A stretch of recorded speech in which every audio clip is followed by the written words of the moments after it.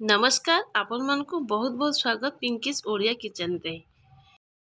आपण मान भी चाहूथिबे ना घरे रेस्टोरेंट स्टाइल चिकन पत्र बनै खाया पे मु तो बनबे स्टार्ट करसलानी आ आपण मान कहीं देरी करछंती।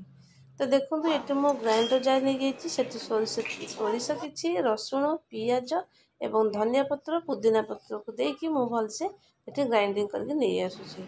एबे देखंतु हमर हे गेला बहुत सुंदर भाबरे पेस्ट हे जाइछि। एबे मु चिकन को आगुर धोई के रखी देछि ता ऊपर सब मसला को दे दोछि एवं लूण हळदी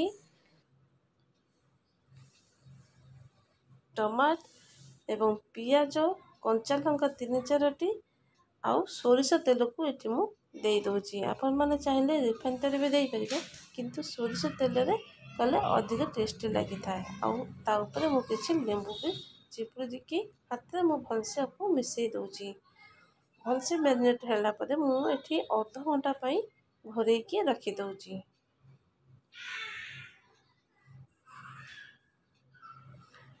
एबे देखंतु आधा घंटा हे गेला तो मु एठी गोटे कढ़ी नै जाउछि सिल्वर कढ़ी आपण माने चाहिले नॉनस्टिक रे करि परिबे किंबा लुहा कढ़ी रे भी करि परिबे। एठी मु कदली पत्र को छोट छोट काटी देछि एवं ता ऊपर मु कढ़ई ऊपर चारिपटे खेली के रखी दोछि एवं जो चिकन को मैरिनेट कर रखी देली आधा घंटा पई ता ऊपर मु एबे कढ़ई रे सब ढाली दोछि एवं ता ऊपर भी मु कदली पत्र आउ गोटे लेयर दे दोछि। भलसे आमे दे दबा एवं गैस को एठी मु हाई फ्लेम रे 2 मिनिट भी बसी दोछि तापर मु गैस को सिम करी कि ता ऊपर गोटे कवर कर दोछि।